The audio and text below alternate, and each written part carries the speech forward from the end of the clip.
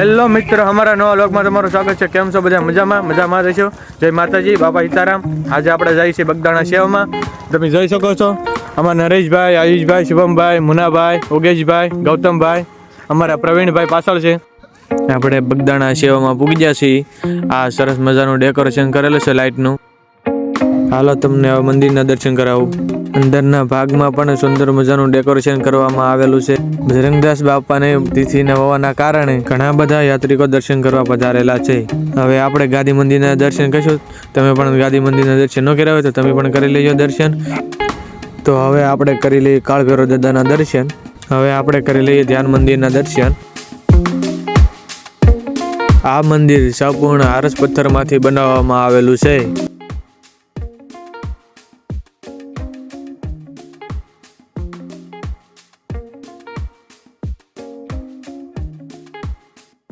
હવે આપણે બજરંગદાસ બાપાના દર્શન કરી લઈએ। આપણે ભોજનશાળામાં પીરસવા પહોંચી ગયા છીએ। યાત્રિકો પણ પ્રસાદી લેવા આવી રહ્યા છે। આ ભોજનશાળા વિશ્વમાં સૌથી મોટી ભોજનશાળા છે।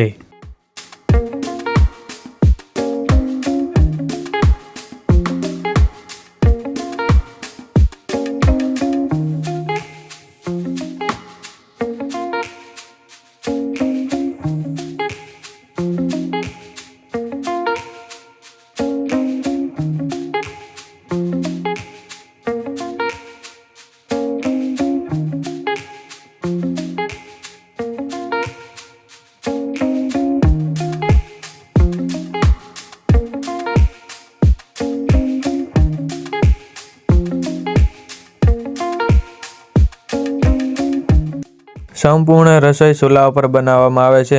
આમાં જરાય પણ ગેસનો ઉપયોગ કરવામાં આવતો નથી। તમે જોઈ શકો છો કઢી બની રહી છે।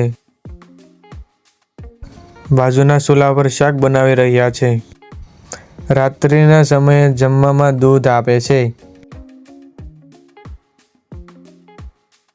અહીંયા અમારો વ્લોગ પૂરો થાય છે। આવો જ વ્લોગ જોવા માટે ચેનલને સબસ્ક્રાઈબ કરો।